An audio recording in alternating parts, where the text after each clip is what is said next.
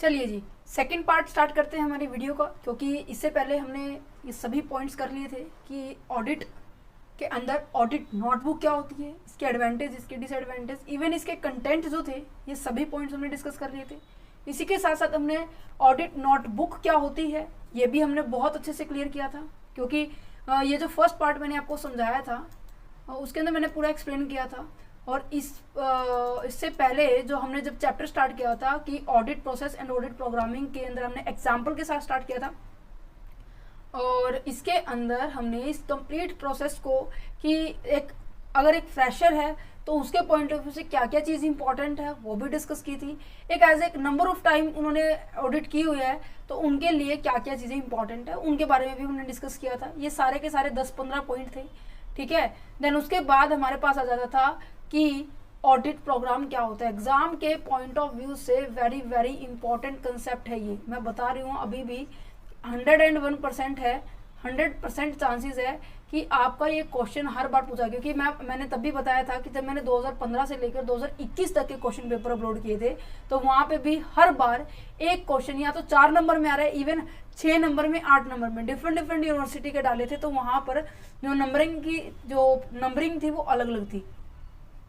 और तो जो 2021 के, 22 के, 23 के, इनके अंदर भी ये क्वेश्चन कंप्लीट आया हुआ था कि ऑडिट प्रोग्रामिंग होता क्या है, इसकी एडवांटेज क्या है, इसका मेन ऑब्जेक्टिव क्या होता है, ये सभी चीज़ें हमने डिस्कस की है, ठीक है। टाइप ऑफ ऑडिट प्रोग्राम कैसे होती है ये हमने पूरे एडवांटेज डिस्कस किए थे। देन उसके बाद हमने इसके यहाँ पर डिसएडवांटेज डिस्कस किए थे। उम्मीद करते हैं आपने ये वीडियो देखी होगी। देन इस यहाँ पर आप आए होंगे सेकेंड वीडियो के अंदर। देन अब हम पहुँच चुके हैं हमारे नेक्स्ट टॉपिक के ऊपर कि meaning of the audit working paper. इसके अंदर ना 2 पॉइंट्स रहते हैं। फर्स्ट पॉइंट इज दैट, ये वाला पॉइंट रहता है, और ऑडिट वर्किंग पेपर क्या होता है ये तो सिंपल सा है, अगर नॉर्मली आप पढ़ेंगे भी ना तब भी समझ में आ जाएगा।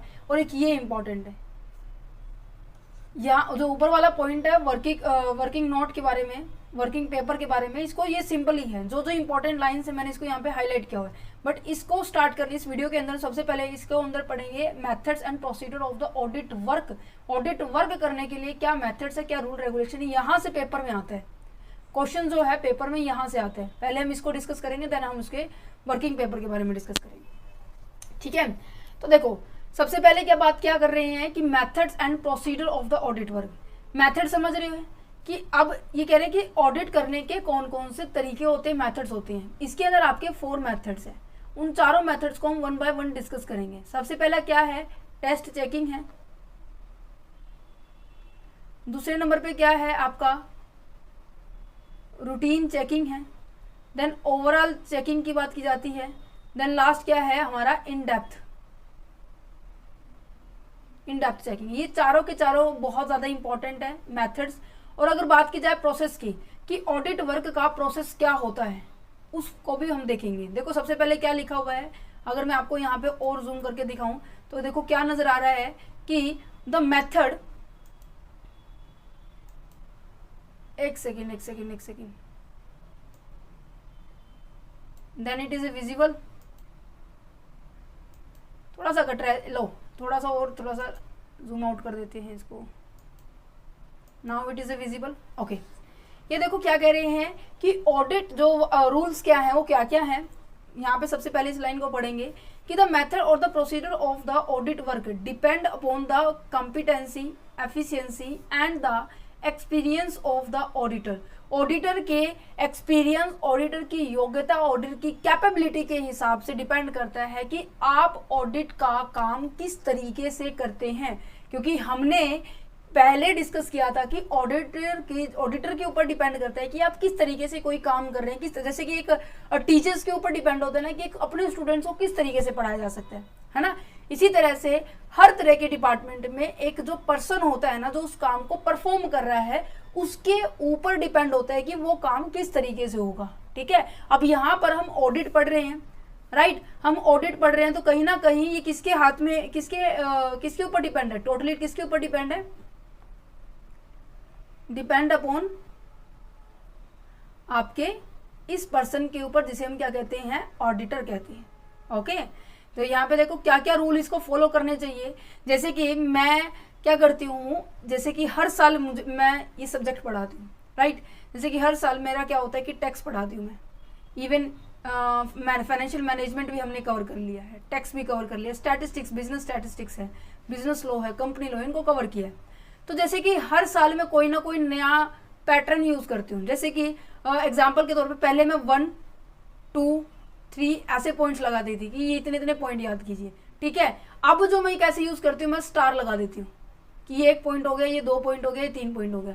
तो हर साल मैं क्या कर रही हूँ, अपने सिंबल्स को यूज कर रही हूँ और ये सिंबल मेरे हर साल चेंज हो रहे हैं। अब मुझे पता है कि मैंने 2022 के अंदर जब मैंने पढ़ाया था तो 1, 2, 3 के साथ कराया था, है ना।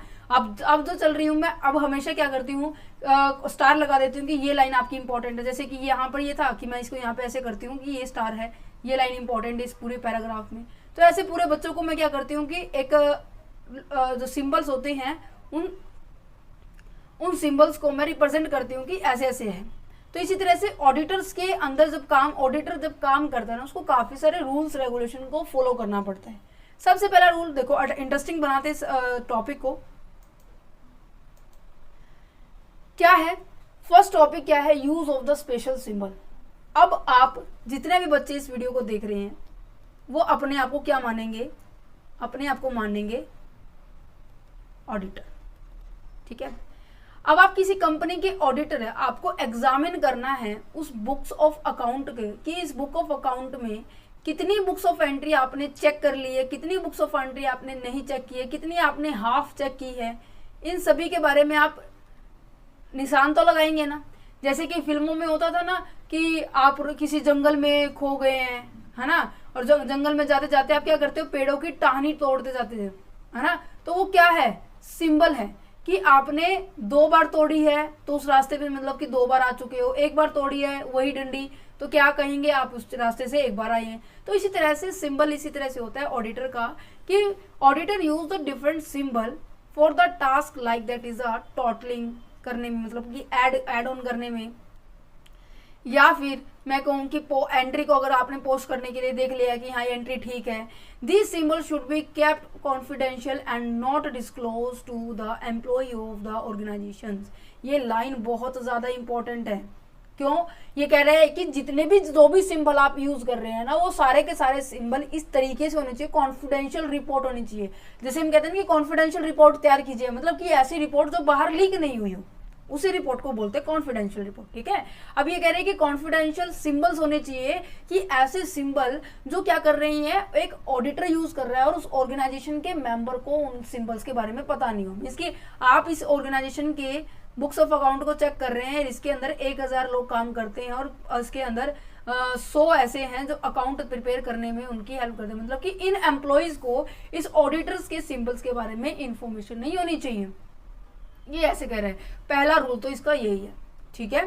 सेकेंड रूल कहते हैं कि precautions with the special symbol, precautions use करना। प्रिकॉशन का मतलब क्या होता है कि सावधानी बरतना, ठीक है। ये क्या कह रहा है, एक सेकेंड,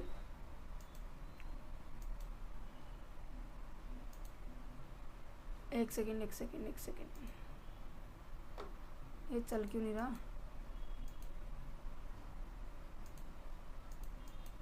दिखाई दे रहा है बेटे आप सभी को, ठीक है। प्रिकॉशंस का मतलब क्या होता है, सावधानी बरतना, ठीक है। मीन्स कि आप हर चीज को बहुत ध्यान से कर रहे हो, ठीक है। With a special symbol means कि जो भी आप सिंबल यूज कर रहे हो, अगर मैं कहूं कि मैंने जैसे कि जर्नल चेक की है, जैसे कि मैंने ही देखो, अब देखो मैं अपना ही एग्जांपल, जो मेन कोटेशन है क्वेश्चन की, मैंने उसको किससे प्रिंट मतलब हाईलाइट किया हुआ है, दिखाई दे रहा है, स्काई ब्लू कलर का है, अंदर क्या है, फॉन्ट थोड़ा साइज बड़ा नजर आ रहा है, ठीक है। ये जो नॉर्मल कोटेशंस है, पॉइंट्स के अंदर जो पॉइंट्स आ रहे हैं उनको कैसे किया है, मैंने स्लेटी कलर से किया है और फॉन्ट थोड़ा सा ऊपर वाले से छोटा है, ठीक है। ये सिंबल्स हैं, मेरे को पता है कि यहाँ से ये नया पार्ट स्टार्ट होने वाला है। जब भी कोई क्वेश्चन खत्म हो रहा है, मुझे कंक्लूजन शो करना है, तो मैंने क्या दिखाया है, येलो कलर में, रेड कलर के कोटेशन में दिखाया। तो ये क्या है, मेरे अलग अलग सिंबल है, हर एक काम को करने के बाद मैं क्या कर रही हूँ, डिफरेंट सिंबल्स यूज कर रही हूँ। मैंने सावधानी क्या बरती जब मैं इस नोट्स को बना रही थी कि जैसे ये आसमानी कलर की कोटेशंस का लाइन आएगा, वहां पर नया टॉपिक शुरू हो जाएगा। इसी तरह से ऑडिटिंग का काम होता है कि कहते हैं कि they should be also keep pen for the different colour for the different symbol and the change the colour of the pencil use from the year to year for the easier examination, कि अपने examination को आसान तरीके से करने के लिए वो क्या करते हैं, अलग तरह का पेन यूज करते हैं, पेन भी अलग तरह से यूज करते हैं, इवन जो कलर्स होते हैं वो भी अलग तरीके से यूज करते हैं, और जो सिंबल्स होते हैं, ठीक है, जो इनके सिंबल्स होते हैं ये भी क्या होते हैं, अलग तरीके से यूज करते हैं, जिनसे की हेल्प से आप क्या कर सकते हो, आप अपने बुक्स ऑफ अकाउंट को इजीली एग्जामिन कर सकते हो। मतलब कोई भी अगर आपने सामने ऊपर जैसे कि मैं लिखती हूँ ना कि इसका प्लस का मतलब क्या होता है कि हमने ऐड की है, ठीक है, और जिनके ऊपर स्टार लगा हुआ है वो इम्पोर्टेंट कॉन्सेप्ट है, ठीक है। ये क्या नजर अगर मैं अपनी बुक्स को किसी और को दूं तो वो समझ जाएगा कि स्टार का मतलब इंपॉर्टेंट है, प्लस का मतलब ऐड किए हुए क्वेश्चंस आए हुए हैं लास्ट ईयर से, ठीक है। तो ये चीजें मैं ऑलरेडी होते हैं, मतलब कि इस तरीके से सावधानी बरतनी चाहिए कि आपकी बुक्स ऑफ अकाउंट को आप इजिली कभी भी किसी टाइम आप उनको चेकआउट कर सकें, ठीक है। नेक्स्ट कह रहे हैं कि कंप्लीटिंग 1 पोर्शन इन अ 1 सिटिंग, क्या कह रहे हैं कि आप अपनी बुक्स ऑफ अकाउंट को एक सिटिंग के दौरान ही क्या करें, उसे कंप्लीट करें। देखो क्या लिखा हुआ है, the auditor aim to complete 1 task और a part of the work on a 1 sitting. If it is not possible they note down the concern total and the balance in the audit notebook. समझ में आ रहा है, means कि अगर आप आज के दिन काम करने के लिए बैठे हैं ना, ये सारा का सारा काम आप एक बारी में खत्म कर दें, क्योंकि अगर बीच में ही कुछ ना कुछ रह गया तो नेक्स्ट डे जब आएंगे ना, जैसे कि हमारे साथ होता है जब हम पेपर चेक करते हैं ना, तो क्या होता है कि अगर एक दिन में ही सारी क्लास के पेपर चेक हो जाए ना तो अच्छे वे से हम करते हैं। नेक्स्ट डे आ जाते हैं ना कि फिर हमें दोबारा से क्वेश्चन पेपर पढ़ना पड़ता है, थोड़ा सा होती है कॉम्प्लेक्सिटी, इवन हमने कितने ही पेपर चेक कर दिए। हर परफेक्ट पर्सन, देखो परफेक्शन नाम की तो कोई ऐसे पहली बात तो चीज नहीं होती है, ठीक है। अगर मैं ये कहूँ कि मेरे पास जैसे 60 बच्चों के पेपर होते हैं, इनमें से एक दिन में 60 बच्चों को पेपर चेक करना थोड़ा सा कॉम्प्लेक्स वाला काम है। मैं ज्यादा से ज्यादा 40 या फिर 45 पेपर चेक कर देती हूँ पूरे दिन के अंदर, ठीक है। 24 घंटे के अंदर मैं जितना अगर मेरा टाइम बिताती हूँ इसके ऊपर 40-45 क्वेश्चन पेपर इजिली मैं पेपर जो है चेकआउट कर सकती हूँ। बट जब मुझे नेक्स्ट डे वही पेपर उठाना पड़े तो मुझे एक एक क्वेश्चन को दोबारा से रीड करना पड़ता है, क्योंकि बच्चे ने इतनी मेहनत करके लिखा है, क्या पता मैं कुछ गलत कर दूं, है ना। तो आपके मतलब हर चीज के रिगार्डिंग बात कर रहे हैं। इवन एक ऑडिटर की बात की जा रही है, तो अगर एक काम शुरू किया है तो उसे एक सिटिंग में ही वो क्या करे, कंप्लीट करे। अगर वो कंप्लीट नहीं हो रहा है तो जैसे कि मैं भी करती हूँ ये बात कि अपनी बुक्स ऑफ, मेरी एक छोटी डायरी है उसके अंदर मैं लिख देती हूँ कि यहाँ से लेकर यहाँ तक के क्वेश्चन कुछ ऐसे हैं यार, इतना काम कंप्लीट हो गया, इतने इतने बच्चों का रिजल्ट हो चुका है, मतलब कि जो काम कंप्लीट हो गया ना उसको मैं एक सेपरेट फॉर्म में लिख देती हूँ, ठीक है। इसी तरह से हमारे ऑडिटिंग में होता है कि अगर आपका कंप्लीट काम करना थोड़ा पॉसिबल नहीं है तो हम क्या करेंगे, उसे नोटबुक में रिटर्न कर लेंगे। नोटबुक के बारे में भी पढ़ा था, मतलब कि लास्ट वीडियो के अंदर मैं पढ़ा था कि नोटबुक क्या होता है, ये देखो समझ में आ रहा है। तो दैट्स द रीजन कि first part is a very very important to be complete the chapter. सबसे पहले नेक्स्ट पॉइंट क्या लिखा हुआ है कि checking for the change in a figure.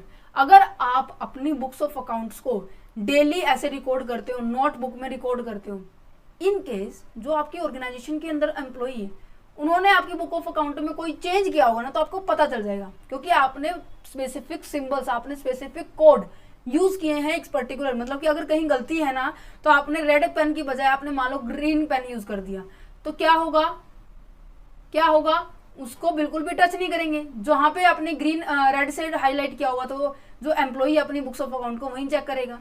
तो कहीं ना कहीं अपने सिंबल्स को इस तरीके से आपने किया हुआ है जिसके कारण अगर कोई चेंज हो रहा है उसके अंदर चेकिंग करने में थोड़ा सा भी आपको हेल्पफुल होती है। If the any figure has been be altered after the examination के बाद अगर कोई फिगर चेंज हुई है, auditor should also check the related posting, उसे रिलेटेड पोस्टिंग के रिगार्डिंग वो चेक आसानी से कर सकते हैं। इवन अल्ट्रेशन का पॉइंट में यहाँ पे ये भी आ सकता है कि अगर एम्प्लॉई ने, ऑर्गेनाइजेशन के एम्प्लॉई ने चेंज कर दिया तो इस केस में भी क्या कर सकते हो, आप उनकी ये हरकतें पकड़ सकते हो। नेक्स्ट कहते हैं कि कॉलिंग एंड द चेकिंग। कह रहे हैं कि while the examine the accounts, one employee call out the transactions and the another employee examines it. The first employee should be clarify the state of the account name and the transactions account, and the entry should not be ticked until confirmed by the other employee। पता है क्या कह रहे हैं? अगर एक organisation के member ने एक एंट्री को किया है, उसको दूसरे पर्सन के साथ भी हम एग्जामिन कर सकते हैं कि क्या यही एंट्री ये इस तरीके से होते, मतलब कि जो पोस्टिंग, मान लो कि मैंने 10 लाख का गुड्स खरीदी है, एसेट्स खरीदी है, अब एक व्यक्ति तो कह रहा है कि हाँ जी खरीदी है, पर 10 व्यक्ति कह रहे हैं कि नहीं खरीदी, मतलब कि कंपनी के अंदर घोटाला हो रहा है। तो मीन्स कि लोगों को बुलाया करना, मतलब कि उनको बुलवाना और देन उसके बाद उसके अंदर चेक करना कि जो ट्रांजेक्शन्स एक पर्सन कह रहा है कि क्या वही बातें सेम दूसरा पर्सन कह रहा है या नहीं कह रहा है। समझ पा रहे हो? हेल्प ऑफ द वाउचर की बात की जाए तो मीन्स की वाउचर की हेल्प से हम क्या कर सकते हैं, बुक्स ऑफ अकाउंट्स को चेकआउट कर सकती है। यहाँ पे ये रूल थे। अब रूल के बाद जो मेथड्स हैं वो मेथड्स करते हैं। ठीक है, सबसे पहला क्या है कि रूटीन चेकिंग है, सेकंड क्या है टेस्ट चेकिंग है, थर्ड क्या है ऑडिटिंग इन डेप्थ है, ओवरऑल चेकिंग है। सबसे पहले रूटीन चेकिंग के बारे में बात करते हैं। देखो क्या लिखा हुआ है रूटीन चेकिंग, आप इससे क्या समझते हैं? मैं कई बार बहुत से बड़े बच्चों से पूछती हूँ कि आपकी रूटीन क्या है, होमवर्क करने की रूटीन क्या है आपकी? तो कैसे बताते हैं कि मैं सुबह 6 बजे उठता हूँ, देन उसके बाद 8 बजे तक अपना नहा धो के काम कुम करके स्कूल के लिए तैयार हो जाता हूँ, देन 8:30 तक मैं अपने स्कूल में पहुँच जाता हूँ, देन उसके बाद मैं क्या करती हूँ, जैसे कि 8 कितने घंटे का हो गया, 6-7 घंटे के होंगे ना, मान लो कि 3 बजे तक स्कूल लगता है। ठीक है, देन उसके बाद आप 4 बजे तक अपना रेस्ट करते हैं, देन उसके बाद क्या कर रहे हो, मीन्स की रूटीन बता रहे हो जो डेली बेसिस पे आपको पता होती है। इसी तरह से ऑडिटिंग भी होती है, ऑडिटिंग में चेकिंग भी होती है कि बुक्स ऑफ अकाउंट को डेली एग्जामिन करना। ठीक है, बुक्स ऑफ अकाउंट को क्या करना, डेली एग्जामिन कर रहे हैं हम, डेली यही देख रहे हैं कि हमारी रूटीन यही है। देखो क्या है, routine checking refer to the daily examinations, आप उस चीज को डेली एग्जामिन कर रहे हो। First point is that of the business book of account to ensure the accuracy of the financial record. जो भी फाइनेंशियल रिकॉर्ड किया है उसकी आपकी एक्यूरेसी है या नहीं है, उनके बारे में बात की गई है।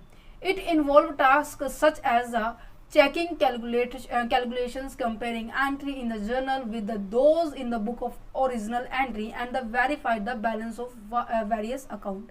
कहने का मतलब आपने एक्यूरेसी किसकी चेक करोगे, एक्यूरेसी चेक करोगे कि जो बुक्स ऑफ अकाउंट में ट्रांजेक्शन लिखी हुई है क्या वही ट्रांजेक्शन्स आपकी बुक ऑफ अकाउंट में है या नहीं, वो आपको बताना है। ठीक है, सेकेंड बात क्या है कि जो भी आपकी अर्थमेटिक कैलकुलेशंस होती है, मीन्स की जो कैलकुलेशंस होती है ना, कॉस्टिंग की होती है, कॉस्ट अकाउंट के अंदर आप पढ़ते भी होंगे कि एक पर्टिकुलर पर कॉस्ट क्या निकली है, डायरेक्ट एक्सपेंसेस क्या निकले हैं। ठीक है, अब रूटीन चेकिंग के बारे में क्या पता चला कि रूटीन चेकिंग बेटे आपकी डेली एग्जामिनेशन होती है, मीन्स की जो भी बुक्स ऑफ अकाउंट है उसको डेली एग्जामिन किया जाता है कि इस पर्पज के लिए कि क्या आपकी बुक ऑफ अकाउंट, आपका जो फाइनेंशियल रिकॉर्ड है वो ठीक है या नहीं है।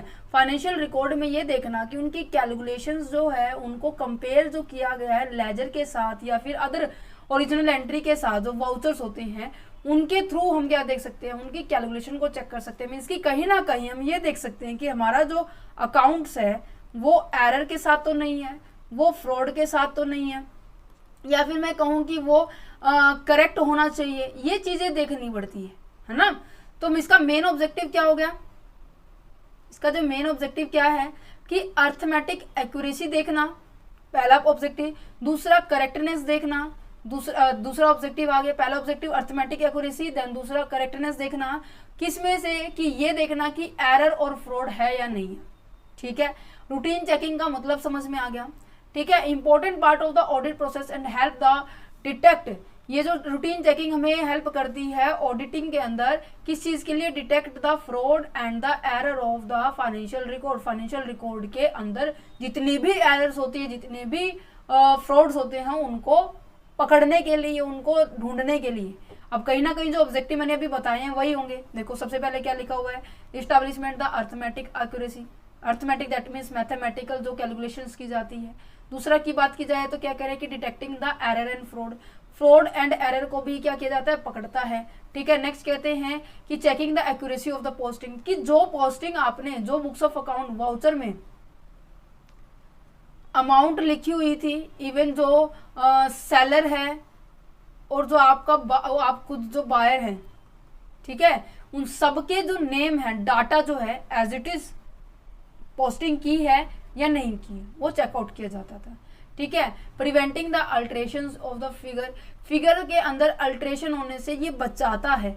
ठीक है, the use of the special symbol in the routine checking ensure the figure can not B alter after the audit. ये इंश्योर करता है अगर आप किसी स्पेसिफिक सिंबल का यूज करते हैं ना, जैसे कि मैं कह रही हूँ कि मैंने ये सिंबल यूज किया है हैशटैग का, ठीक है, या फिर मैं ये कह रही हूँ कि मैंने जैसे कोड होते हैं ना कि 3 5 7 का कोड है, मतलब कि आपका आंसर बिल्कुल ठीक है।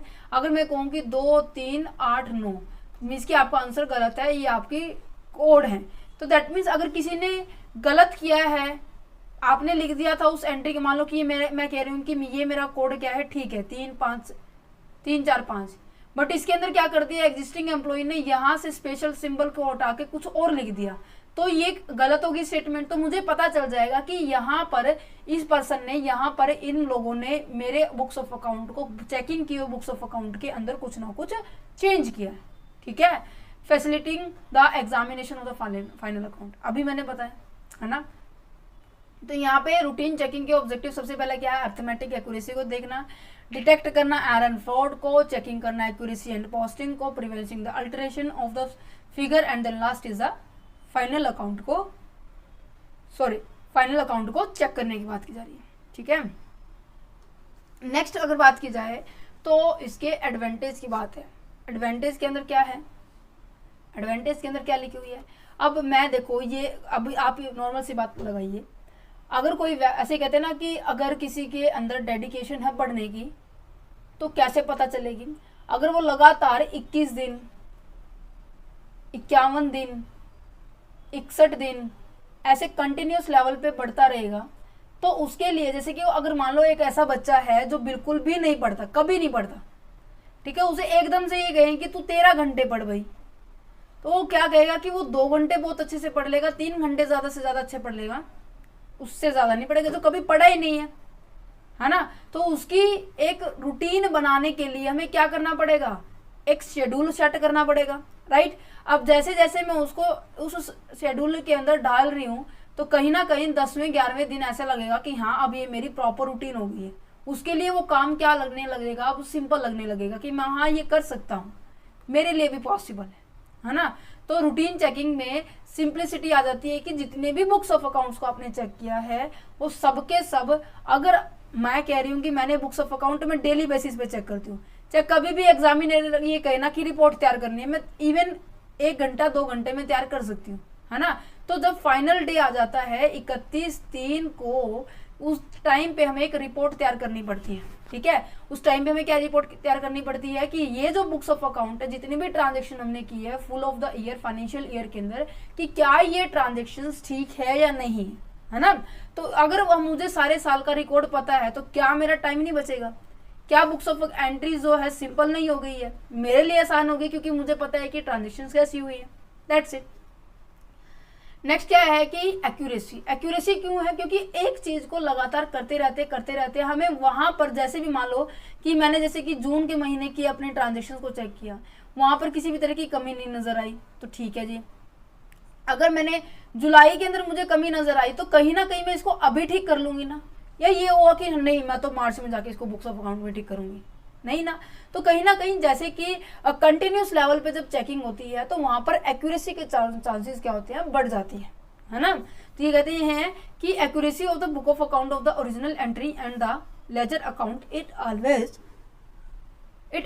it allow the detections of the inaccuracy and the indiscrepancy, making it easier to identify the error in the financial record। Financial record के अंदर किसी भी तरह के एरर्स को ढूंढने में ये मदद करती है। ठीक है, जितनी भी इनएक्यूरेसी है, डिस्क्रिपेंसी है, इसकी जो बैड सोसाइटी जिसे हम कहेंगे, बुरी संगति को हम देखा जा सकता है कि इतने ये एम्प्लॉइज बुक्स ऑफ अकाउंट को गलत तैयार कर रहे हैं, मतलब इन पर्सन को भी ढूंढा जा सकता है। Detection of the error and fraud, ये भी आपका मेन ऑब्जेक्टिव वाला पॉइंट आ गया। चेंज इन फिगर, अगर आपको चेंज करना है तो आप वो भी कर सकते हैं अल्टर करने के बाद, क्योंकि आपको ये पता है जैसे कि मैंने कहा कि 1289 मेरा रोंग ट्रांजेक्शन के लिए था। मैंने कहा कि मेरी वाउचर के अंदर मिस्टेक थी, 29,800 की ट्रांजेक्शन होनी थी, बट मैंने कितनी कर रखी थी 28,900 की। मैंने वहां पे ये कोड लिख दिया। जैसे ये कोड ठीक, ये जैसे ही स्टेटमेंट ठीक हो जाती है तो मैं इस कोड को हटा दे ये लिख दूंगी। राइट, समझ पा रहे हैं? कि कहने का मतलब अगर चेंज करनी है फिगर को, देखो यहाँ पे क्या लिखा है, routine checking involve use of the symbol, symbol का यूज करते हैं दैट आर द कॉन्फिडेंशियल, जो कि कॉन्फिडेंशियल है और अपने उन ऑर्गेनाइजेशन के एम्प्लॉय को नहीं पता है, and can not be altered after the audit. Employ उस अल्टर करिए हुए डाटा में वापिस चेंज नहीं कर सकते। अगर चेंज करना होगा तो कौन करेगा? ये मोहतरमा करेगी, ये ऑडिटर करेगा। Is it clear? Help in checking the final account, final account को चेक करने में कहीं ना कहीं ऑब्जेक्टिव जो है आपके यहाँ पर एडवांटेज बन गई है। ठीक है, चलिए जी अब पहुंचते हैं इसके डिसएडवांटेज पर। डिसएडवांटेज क्या कहती है? सबसे पहले क्या नजर आ रही है? Hasty and carelessness in the work. Right, अब जैसे कि अब मैं कह रही, जैसे कि आप अगर कोई काम आप रूटीन में करते हैं उसके अंदर एक्यूरेसी तो हो ही जाती है, बट जब भी होता है ना कि हम तो परफेक्ट हो गए उस चीज़ के अंदर, हम लगातार उस चीज़ को करते रह रहे हैं, तो अब आप उस चीज़ को जल्दी जल्दी करना शुरू कर देते हैं ना, है ना? तो इसी तरह से थोड़ा रूटीन चेकिंग में ये डिसएडवांटेज है, जब आपको कोई काम आ जाता है तो आप उस चीज़ को थोड़ा सा केयरलेसनेस से करते हैं, इसकी थोड़ा लापरवाही से करना शुरू कर देते हैं। अब देखो मैं एग्जाम्पल लेती हूँ, अगर कोई व्यक्ति गाड़ी चलाना सीख रहा है तो स्टार्टिंग में हर चीज़ का ध्यान रखेगा, है ना? हर चीज का कैसे ध्यान रखेगा? जब वो मोड़ रहा है गाड़ी को, ठीक है, यू टर्न ले रहा है या फिर ब्रेक लगा रहा है, तो आगे पीछे सब जगह देख के लगाएगा।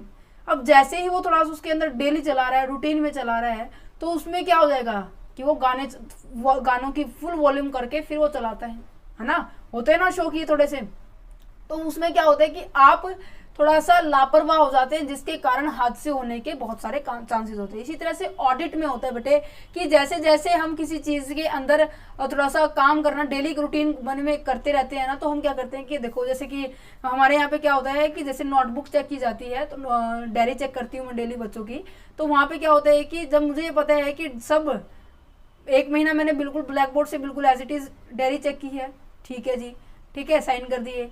1 महीना मैंने लगातार चेक किया, फिर मेरे को ये हुआ कि हाँ डेली सेम ही तो होती है, क्यों ना मैं एक ही ठिक्का लगा के यहाँ पे जल्दी से साइन कर दूँ, है ना? तो ये क्या है कि जल्दी जल्दी, हैस्टी का मतलब होता है जल्दी जल्दी करना, ठीक है, स्पीड से करना। क्या होता है? स्पीड से करना। केयरलेस मतलब होता है लापरवाह होकर करना। कहते हैं कि विच द रिजल्ट, जिसके कारण काफी सारे, आप कई बार ऐसा होता है कि कुछ एक वैसे बच्चे भी होते हैं जिन्होंने गलत डायरी लिख दी, मैंने ऐसे टिक्का लगा के साइन कर दिया। और साइन करना तो मतलब ये है कि मैंने पूरी अपनी होशो आवास में ये डायरी चेक की है और मैंने साइन कर दी है ना? तो कहीं ना कहीं कुछ एक ऐसे एरर रह जाते हैं जो डिटेक्ट नहीं कर पाते हैं, ठीक है। नेक्स्ट क्या आ रहा है? Work become mechanical. जितना भी काम मोस्ट ऑफ होता है वो मैकेनिकल होता है ऑडिट के अंदर, बुक्स ऑफ अकाउंट को चेकआउट के जाते हैं, राइट। तो एक ऑडिटर्स को उसके रिगार्डिंग पूरी तरह से वेल नॉलेज होनी चाहिए, वो उस चीज़ में परफेक्ट नॉलेज होनी चाहिए।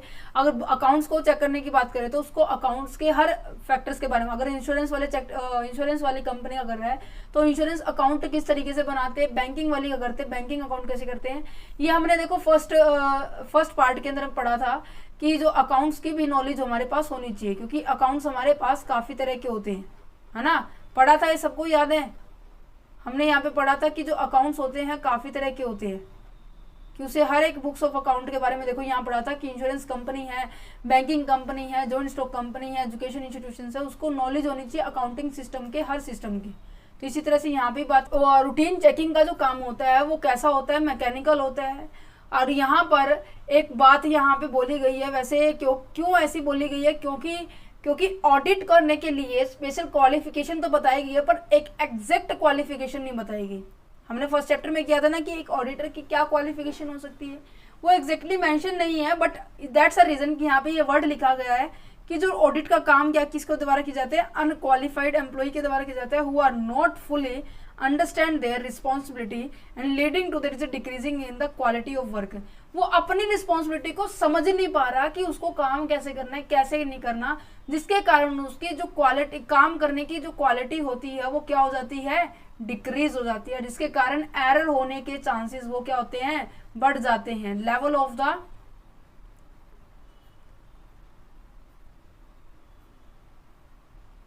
Significance, level of the significance क्या हो जाती है, बढ़ जाते हैं, है ना। नेक्स्ट क्या है कि non disclosure of error of principle. क्यों ऐसा कब होता है, जब क्या होता है कि जो आपका ऑडिटर्स है और जो आपका एम्प्लॉय है जिसने बुक ऑफ अकाउंट्स को प्रिपेयर किया, जब इनके बीच में कैसा रिलेशन आ जाए, मतलब कि एक दूसरे से क्या हो जाए, ये नोन हो जाए। तो नॉर्मल सी बात है, अगर ये कोई मेरा बेस्ट फ्रेंड होगा और उसने कुछ गलती की है, क्या मैं बताऊंगी? ऐसे एक एथिक्स के पॉइंट ऑफ व्यू से बात की जाए तो बतानी चाहिए, बट इमोशनली बात की जाए तो वो नहीं बताएगा। ये ऑब्वियस सी बात है। अगर मैं सच्चाई बता रही हूँ अभी फिलहाल, तो अगर आप अपने दोस्त छोड़ो अपने भाई बहन की बात कर लो, क्योंकि बहुत सारे ऐसे बिजनेस मैन होते हैं जो अपने फैमिली के थ्रू ही आगे बढ़ते हैं। तो मान लो कि आपका ही भाई ऑडिट बुक्स ऑफ अकाउंट को तैयार करता है और आपको इसके अंदर कमी नजर आ रही है, तो आप उसकी रिपोर्ट तैयार नहीं करोगे, उसको बता दोगे कि ऐसे ऐसे वो या तो अपने पहले ही ठीक कर ले या उसके खिलाफ मतलब बहुत कम काम कीजिए। तो दैट्स द रीजन कि error of the principle, not disclose of the error of the principle. Oh shit, मैंने पीछे आगे वाला पॉइंट समझा दिया। नेक्स्ट यहाँ पे ये आ गया समझ में, ये भी एक नेगेटिव पॉइंट हो सकता है रूटीन चेकिंग में, क्योंकि रूटीन चेकिंग में एक ऑडिटर फैमिलराइज हो जाता है ऑर्गेनाइजेशन के एम्प्लॉय के साथ, सबके साथ जान पहचान होगी तो नॉर्मल सी बात है, बातचीत करके कहीं ना कहीं एक पर्सनल रिलेशन क्रिएट हो जाता है ना। नेक्स्ट क्या है कि non disclosure of the error of the principle. कह रहे कि जो कई बार ऐसा होता है कि जो एरर्स प्रिंसिपल्स के अंदर ही आ रहे थे, जिसे हम क्या कहेंगे, लूप होल्स। ठीक है, इसकी ऐसे कमियां जो पहले से ही है, ये हमने टैक्स वाले काम में किया था कि किस तरीके से लोग टैक्स की चोरी करते हैं, tax evasion, tax management, tax planning, tax ये हमने सब पढ़े थे। उसके अंदर बताया गया था कि जैसे कि इसके अंदर भी लिखा हुआ है कि routine checking is done by the employ with the ordinary qualifications who may not able to detect the error of the principle and the compensatory error. ठीक है, अब देखो हमने एरर भी काफी तरीके से पढ़े थे। हमने ये चैप्टर नंबर 2 में पढ़ा था ऑब्जेक्टिव क्या है, ऑब्जेक्टिव के अंदर ये पढ़ा था कि हमें फ्रॉड और एरर को डिटेक्ट करना है, और फिर हमने फ्रॉड और एरर के भी हमने टाइप्स पढ़े थे, error of omission, error of compensatory, error of commissions, error of principle. इन सबको अगर किसी को बुक ऑफ अकाउंट की नॉलेज ही नहीं है, बुक ऑफ अकाउंट की परफेक्ट नॉलेज नहीं है, तो वो डिटेक्ट नहीं कर पाएगा कि इस प्रिंसिपल की इस एरर की यहाँ पर ये एरर ये वाली है, क्योंकि वहां पर थोड़ा सा कंफ्यूजन बताई थी ना मैंने कि इसमें बच्चे कंफ्यूज हो जाते हैं कि या ये आएगी ये आएगी ये आएगी, है ना। तो यहाँ पर थोड़ा सा प्रिंसिपल के बारे में नॉलेज होनी चाहिए। देखो ये चैप्टर है ना कहीं आपके सेकेंड चैप्टर और चैप्टर नंबर 3 के ऊपर बेस है। टाइप ऑफ एरर के बारे में हमने पार्ट 1 के अंदर डिस्कस किया था, टाइप ऑफ ऑब्जेक्टिव वाले पॉइंट्स को हमने यहाँ पे डिस्कस किया है। ठीक है, plan fraud are not detect. अगर किसी ने फ्रॉड ही बहुत चालाकी से सोच समझ के किया है तो कहाँ पे भाई पकड़ा जाएगा, कहीं नहीं पकड़ा जाने वाला। Fall in the quality of work, quality of work में क्यों गिरावट आएगी, क्योंकि वो अगर वेल क्वालिफाइड नहीं हुआ, that means auditor is not well qualified person and he is not able to detect the the error and the fraud। तो देन नॉर्मल सी बात है, जो आपका काम है उसकी क्वालिटी क्या हो जाएगी, गिर जाएगी। ये था आपका रूटीन चेकिंग की। रूटीन चेकिंग होता क्या है, डेली बेसिस पे चेकिंग करना। उसके हमने ऑब्जेक्टिव पढ़े, उसके हमने एडवांटेज पढ़े, उसके हमने डिसएडवांटेज पढ़े। अब बढ़ते हैं हमारे नेक्स्ट पॉइंट के ऊपर कि टेस्ट चेकिंग क्या होता है, meaning of the test checking. Test checking क्या होता है, अब मैं कह रही हूँ कि जैसे कि सरप्राइज टेस्ट लेते हैं ना, कि एकदम से टेस्ट लेना, है ना। अब जैसे मैं, वैसे मेरी हैबिट यही है कि अगर एक बार चैप्टर मैंने करवा दिया ना, फुल फ्लैश अगर मैंने चैप्टर करवा दिया, 2 दिन उसको याद करने के लिए देती हूँ, आगे आने वाले 1 हफ्ते के अंदर मैं कभी भी किसी भी टाइम उनका टेस्ट ले लेती हूँ, है ना। तो इसी तरह से ऑडिट में भी होता है। टेस्ट चेकिंग का मतलब होता है कि इतनी सारी ट्रांजेक्शन्स में से कोई भी इक्की दुक्की, समझ रहे हो, कोई भी 1-2 ट्रांजेक्शन्स को उठाना, उसे हम क्या कहेंगे, टेस्ट चेकिंग कहेंगे। कहने का मतलब एक टेस्ट चेकिंग एक इस तरीके की प्रोसेस है एग्जामिन करने की a selected sample of the transactions और the entry in the book of account instead of the examine the each and every transactions in a detail. समझ पा रहे हो, मीन्स कि कुछ एक सैंपल्स की, कुछ एक ट्रांजेक्शन्स को आप सेलेक्ट कर लेते हो कि इतनी, मान लो कि मेरे पास है 1000 ट्रांजेक्शन्स, मैंने कहा कि हर 50वीं ट्रांजेक्शन्स में चेक करूंगी। तो अगर मेरे पास 1000 ट्रांजेक्शन्स है, हर 50वीं ट्रांजेक्शन्स में चेकआउट कर रही हूँ, तो मीन्स कि मेरे पास 20 ट्रांजेक्शन्स आएगी जो कोई मुझे चेकआउट करनी होगी, है ना। तो यहाँ पे यही कह रहे हैं कि पूरी उसकी 1000 ट्रांजेक्शन्स को चेक करने की बजाय मैं केवल 20 ट्रांजेक्शन को कर लूँ जो कि हर 50वीं नंबर पे आती है। That's it. It is a technique use by the auditor to save the time. अब सबसे पहले पॉइंट याद रखने का ये वाला पॉइंट है, देन उसके बाद याद रखने वाला ये वाला पॉइंट है कि ये टाइम को सेव करता है और साथ ही साथ आपके रिजल्ट की रिलायबिलिटी बताता है कि जो आपने बुक ऑफ अकाउंट को तैयार किया हुआ है कि वो सही तैयार किया हुआ है या नहीं तैयार किया हुआ है, उसके बारे में बात कर रहे हैं। टेस्ट चेकिंग ये कहाँ सुटेबल है, मैंने कहा कि 1000 ट्रांजेक्शन है, क्या छोटा मोटा बिजनेस मिलेगा, नहीं ना। तो दैट्स अ रीजन कि ये जो टेस्ट चेकिंग है कहाँ पर सुटेबल है, ये सुटेबल है आपकी लार्ज बिजनेस ऑर्गेनाइजेशंस के ऊपर जहां पर high volume of the transactions होती है। ठीक है, समझ पा रहे हो। तो तीसरा पॉइंट आपको ये याद रखना है। अब इसकी एडवांटेज क्या है, देखो इस पैराग्राफ में ही सारा एडवांटेज, मैंने एक जो ये मीनिंग है ना, ये इंट्रो है इस पॉइंट का, इंट्रोडक्शन, मैंने इसी के अंदर सारे के सारे पॉइंट्स, पॉजिटिव है, नेगेटिव है, इनकी एडवांटेज है, ऑब्जेक्टिव है, all things are explain in this paragraph. सबसे पहले क्या नजर आ रहा है, सिलेक्टेड ट्रांजेक्शन को उठाता है। दूसरा क्या नजर आ रहा है कि पूरी बुक्स ऑफ अकाउंट को चेक नहीं करना पड़ता है। तीसरी बात क्या नजर आ रही है, टाइम को सेव कर रहे हैं। चौथी बात क्या नजर आ रही है कि लार्ज ऑर्गेनाइजेशन है, क्या इसकी एडवांटेज यही ना मिलेगी। सबसे पहले देखो यही लिखा हुआ है, देखो मैंने नहीं बताया, ये खुद उस पैराग्राफ में से उठा रहे हैं, है ना। दूसरा क्या है, रिलायबल रिजल्ट है। क्यों, क्योंकि अगर मैं ये कह रही हूं कि मैंने जो ट्रांजेक्शन उठाई है 20 ट्रांजेक्शन, अगर वो 20 की 20 ठीक हुई, करेक्ट हुई, तो क्या मैं ये कहूंगी कि सारी बुक्स ऑफ अकाउंट पक्का ठीक मिलेगी, है ना। क्यों, जैसे कि कहते ना है कि एक क्लास के अंदर जो मॉनिटर होता है वो पूरी क्लास को रिप्रेजेंट करता है। अगर क्लास में कोई दिक्कत होती है तो सारे बच्चे इस मॉनिटर को बताते हैं और ये जाके फिर अपनी क्लास की इंचार्ज को बताता है कि मैम क्लास के बच्चे ये कह रहे हैं, क्लास में ये दिक्कत आ रही है, क्लास में वो, क्लास में वो। दैट मीन्स ये व्यक्ति, ये पर्सन पूरी क्लास का क्या हो गया है, ये रिप्रेजेंटेटिव। कौन है ये, रिप्रेजेंटेटिव है। रिप्रेजेंटेटिव का मतलब समझते हैं कि वो पर्सन जो सबको रिप्रेजेंट कर रहा है ना।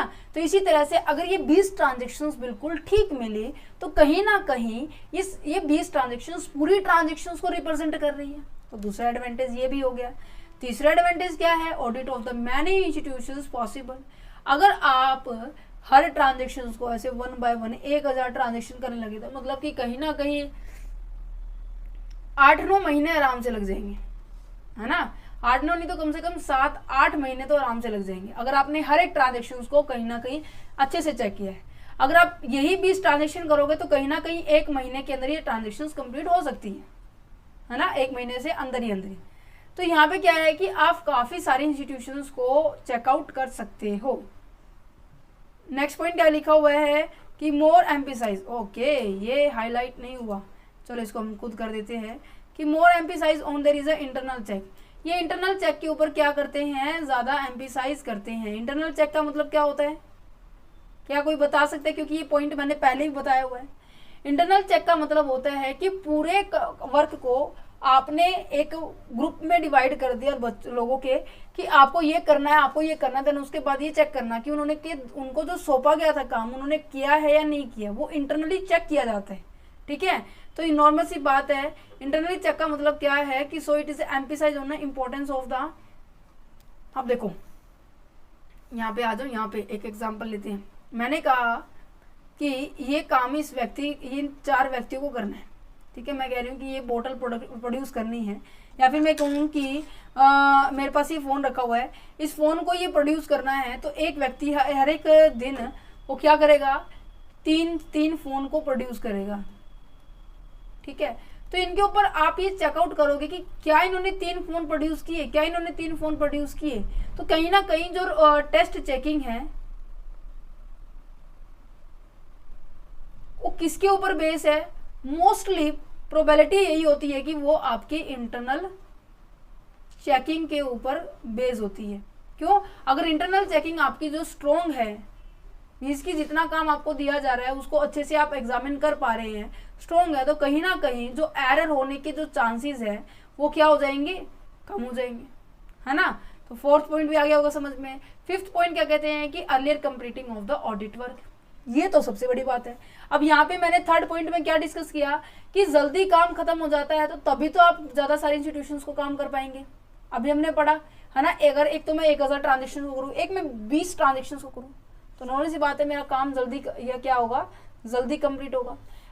Bye the analysis only the few selected transactions instead of there is every transactions, test checking allow for the faster completions of the audit work and there is a benefit both the auditor and there is a client। Auditor और client को दोनों को ही क्या provide करेगा, ये benefit provide करेगा, ठीक है। समझ में आ गया, पक्का। चलिए जी, डिसएडवांटेज क्या है इसका, बस एक ही डिसएडवांटेज है, ये सारी सेलेक्टेड ट्रांजेक्शन को करता है, क्या पता ये सारी की सारी ठीक हो, ऐसा होता है ना, बाय चांस होता है कि एक सारी की सारी ही ठीक निकल जाए, बट इनमें से क्या पता 19वीं ट्रांजेक्शन, जैसे कि मैंने कहा हर 50वीं ट्रांजेक्शन उठानी है, तो क्या पता 48वीं ट्रांजेक्शन खराब हो, गलत हो, मतलब खराब नहीं तो नहीं कहेंगे, गलत हो, जिसके कारण जो फ्रॉड होने के, जो एरर होने के चांसेस क्या हो जाते हैं, बढ़ जाते हैं। क्यों, क्योंकि उनको आप पर क्या नहीं कर सकते, डिटेक्ट नहीं कर सकते।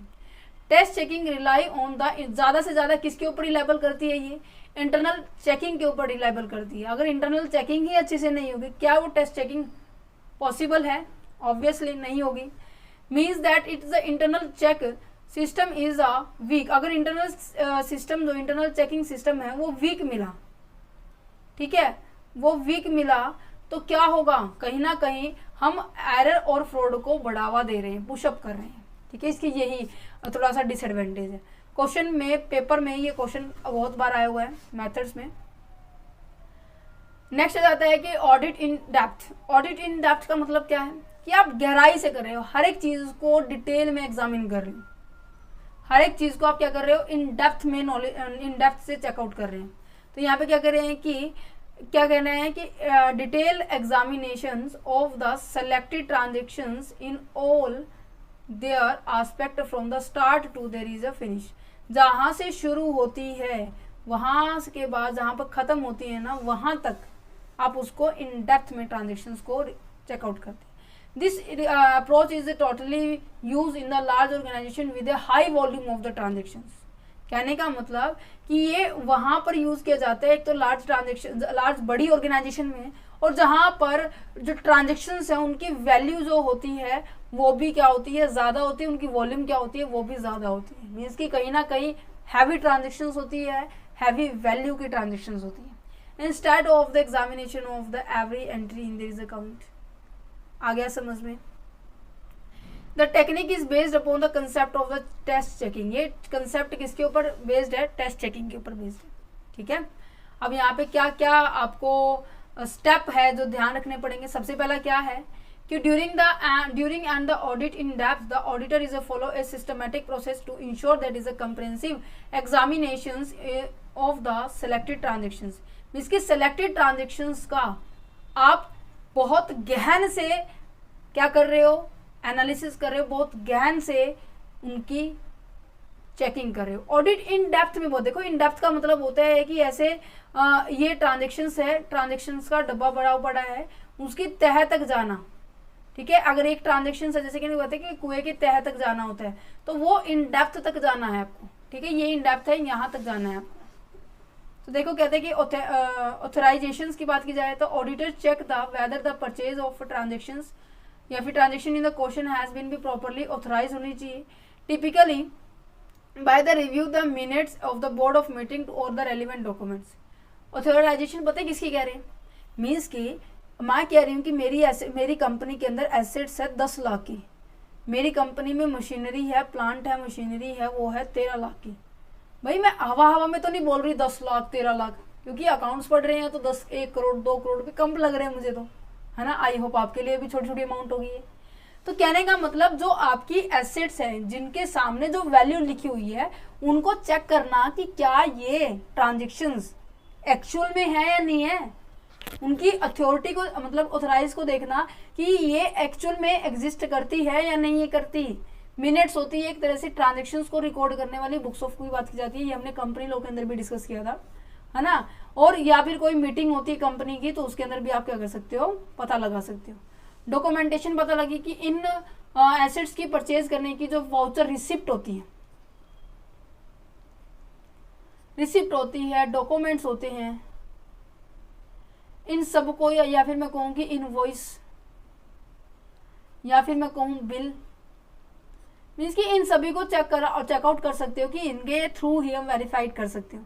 फिजिकल वेरिफिकेशन करना, अभी तो देखो कागजों में देख रहे हैं, मैं कह रही हूँ कि मेरे पास 10 लाख का फोन है, ठीक है, 10 लाख का फोन आता है क्या, नहीं, चलो हम थोड़े वाले कम वाले लेते हैं कि मेरे पास तो 2-2.5 लाख की 10 लाख की, चलो वो कर लेते हैं, 1 करोड़ की गाड़ी है, ठीक है, लग्जरी गाड़ी है।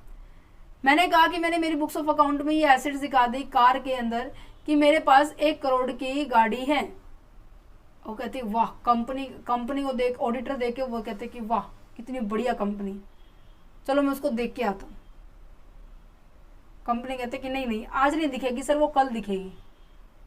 ऑडिटर क्या कहेगा कि नहीं सर मुझे आज देखनी है, आपने इतनी बढ़िया गाड़ी 1 करोड़ की। कंपनी क्या, ऑडिटर क्या करना चाह रहा है कि उसको एक्चुअल में देखना चाह रहा है, अपनी आंखों से देखना चाह रहा है, समझ पा रहे हैं, अपनी आंखों से व्यू करना चाह रहा है कि एक्चुअल में एग्जिस्ट कर रही है। फिजिकल का मतलब होता है कि एक्चुअल में एग्जिस्टेंस चेकआउट करना, ठीक है। नेक्स्ट कहते हैं कि एक्सपेंसेस वेरिफिकेशन। एक्सपेंसेस वेरिफिकेशन के मतलब कंपनी क्या करती है, बहुत सारे खर्चे दिखाती है प्रॉफिट एंड लॉस अकाउंट में, बहुत सारे खर्चे जैसे कि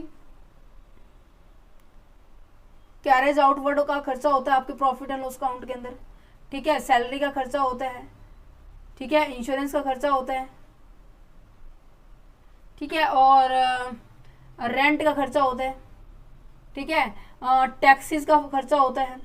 ये सारे के सारे खर्चे दिखाते हैं, इनको भी वेरीफाई किया जाता है, ठीक है।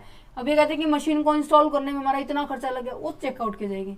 पेमेंट वेरिफिकेशन, दैट मीन्स आप ये चेकआउट करेंगे कि आपने एक्चुअल में पेमेंट की है या नहीं की। या अकाउंटिंग एंट्री के बारे में बात की जाए तो अकाउंटिंग एंट्री का मतलब क्या है कि relevant account and register to ensure that they are accurate and the complete. सब कुछ ये के बात सेम नजर आ रही है आपको। आई होप आप ये टॉपिक समझ पा रहे होंगे। इसका मेन अगर कंक्लूजन में बताऊं तो कंक्लूजन क्या है, बेनिफिट एंड अगर मैं ये कहूँ कि ये जो लिमिटेशन है, ओके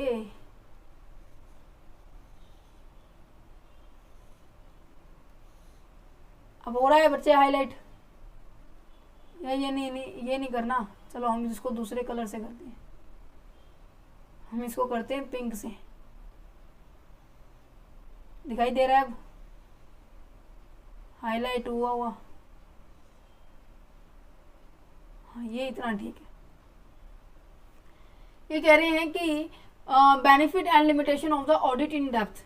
देखो अब मैंने यहाँ पे सिंबल ही लगाया था, कहीं ना कहीं मैं कंफ्यूज हो रही थी कि पता नहीं ये कौन सा पॉइंट आ गया है, तो मैंने अब ध्यान से पढ़ना पड़ा। तो दैट्स द रीजन कि ऑडिटर में क्या होता है, ऑडिटिंग में क्या होता है कि सिंबल्स का यूज किए जाते हैं। ये कह रहे हैं कि अगर मैं इन डेप्थ चेकिंग करूंगी, ठीक है, उसके काफी सारे बेनिफिट है। सबसे पहला कि रिलायबिलिटी इंक्रीज हो जाएगी, ठीक है, और हम एरर एंड फ्रॉड को डिटेक्ट कर सकते हैं। अब तो देखो आपको ये बात याद होगी कि रिलायबिलिटी, एडिटिंग, डिटेक्ट करना, एरर फ्रॉड को, ये सभी बातें समझ में आ गई होगी, है ना। टाइम कंज्यूमिंग जो होती है थोड़ा सा, है ना, but and may not be the feasible for the every transaction in a large organisation. ये पूरी ऑर्गेनाइजेशन के सभी ट्रांजेक्शन के लिए बेनिफिशियल नहीं है। Auditor ऑफनली rely on the combination of the audit in depth and the other audit procedure to be achieve a balance between there is effectiveness and the efficiency। efficiency का मतलब क्या होता है कि जब आप cost को मैटर करते हैं। effectiveness का मतलब होता है जब आप टाइम को मैटर करते हैं। देखो एफिशिएंसी की बात की जा रही है कि मतलब कि आप मैं ये कह रही हूँ कि मेरे पास ये जो बोतल रखी है इनकी प्रोडक्शन के अंदर कॉस्ट केवल 100 रुपये आनी चाहिए, बट आपने प्रोडक्शन करके 80 रुपये लेके आए हो, तो यहाँ पे क्या कहेंगे कि आपकी एफिशिएंसी थी। ठीक है। इफेक्टिवनेस का मतलब क्या है कि मैंने कहा कि ये बोतल 1 घंटे में प्रोड्यूस हो जानी चाहिए, तो आपने 1 घंटे में ही प्रोड्यूस कर दी, तो वो क्या, वो इफेक्टिवनेस है। समझ पा रहे हैं? चलिए जी, यहाँ पे हो जाता है आपकी इन डेप्थ ऑडिट हो जाता है। नेक्स्ट क्या आ जाता है कि audit overall checking. Overall checking क्या है, बता सकते हो? ओवरऑल चेकिंग, ओवरऑल का मतलब होता है सारी की सारी ट्रांजैक्शंस को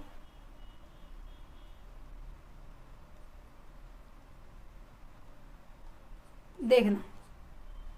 कैसे है? ओवरऑल चेकिंग के बारे में कहते हैं कि also as a comprehensive examinations. Comprehensive examination का मतलब होता है कंप्लीट चेकिंग की बात की जा रही है। Refer to through the review of all the aspect of the account. कह रहे कि जितने भी एस्पेक्ट है उन सबका रिव्यू किया जाता है, मतलब कि इन मोटी मोटी आंखों से ये क्या करेगा, देखेगा। ठीक है, इन सभी एस्पेक्ट को किस चीज के लिए, कि ये देखना कि कहीं ना कहीं इनएक्यूरेसी तो नहीं है, कहीं ना कहीं अगर जो रूटीन चेकिंग में जो एरर फ्रॉड देखे जा रहे थे, हेस्टियन में जो केयरलेसनेस वाला पॉइंट हमारा डिसएडवांटेज का था वो तो नहीं था। मीन्स कि कहीं ना कहीं आप अगर पूरी ट्रांजेक्शन्स को रिकॉर्ड कर रहे हैं तो वहां पर एरर होने के चांसेस कम है। टाइम कितना कंज्यूम होगा, वो ज़्यादा होगा, बट फ्रॉड क्या होगा, वो कम होगा, है ना। ये किसके लिए पॉसिबल है, जहां पर स्मॉल ऑर्गेनाइजेशन है। अब आपको ये ना पूछे की पॉइंट्स आपको नजर आ गए होंगे कि यही हमारे पास ये पॉइंट्स हैं जिनके ऊपर हमें फोकस करना चाहिए, है ना। आ गया समझ में? रूटीन चेकिंग भी, टेस्ट चेकिंग भी हो गया है, ओवरऑल चेकिंग भी हो गया है, इन डेप्थ चेकिंग भी हो गया। ठीक है, अब बढ़ते हैं हमारे ऊपर वाले पॉइंट में, बिल्कुल छोटा सा है। वर्किंग पेपर क्या कहते हैं? Audit working paper are the document that are prepare by the auditors and its staff. Staff क्यों लिखा गया पता है आपको? एक पॉइंट करवाया था मैंने फर्स्ट पार्ट के अंदर कि जब ऑडिटर्स क्या करते हैं, अपनी ऑर्गेनाइजेशंस के किसी भी बुक्स ऑफ अकाउंट को रिकॉर्ड करते हैं या फिर चेकिंग करते हैं, वो अपने अंडर कुछ ना कुछ पर्सन को अपॉइंट करते हैं एज ए असिस्टेंट। तो यहाँ पे ये पढ़ाया था कि एक सीनियर असिस्टेंट होता है, एक जूनियर असिस्टेंट होता है। तो यहीं पर ये भी है कि ऐसा डॉक्यूमेंट जो प्रिपेयर किया जाता है तो या तो किसी ऑडिटर के द्वारा या किसी उसके स्टाफ मेंबर के द्वारा ड्यूरिंग किसके अंदर, course of the audit. These paper सर्वल multiple purpose, काफी सारे पर्पज होते हैं। सबसे पहला पर्पज क्या है कि ये चेकआउट करना कि जितना भी काम किया गया वो ठीक है या नहीं है। ऑडिटर ये बताता है, आइडेंटिफाई करता है कि कितनी ऑर्गेनाइजेशन की वीकनेस है इंटरनल चेकिंग के अंदर, इंटरनल कंट्रोल के अंदर या इंटरनल चेकिंग के अंदर बोल सकते हैं, कितना उसके अंदर कौन सा मेथड यूज किया गया है। वर्किंग पेपर कंसीडर क्या करता है, कॉन्फिडेंशियल रिपोर्ट दिखाता है, थर्ड पार्टी को भी क्या थोड़ा सा विश्वास हो जाता है। दूसरा यहाँ पे क्या लिखा हुआ है देखो, working paper are the consider the confidential and the conduct not to disclose to the third party without the, कहाँ गया, ओह चलो आ गया, विदाउट द क्लाइंट परमिशन। मतलब कि आप अपनी बुक्स ऑफ अकाउंट को, वर्किंग पेपर को अपने ऑर्गेनाइजेशन के एम्प्लॉय को नहीं दिखाएंगे जब तक उसकी परमिशन ना मिल जाए, है ना। तो कहीं ना कहीं ये चीजें बार बार वापस आ रही है। कंप्लीटनेस दिखाता है, क्लैरिटी दिखाता है, serial, all things are similar. उम्मीद करते हैं जो चैप्टर नंबर 4 है, ये जो चैप्टर नंबर 4 है, एक सेकेंड,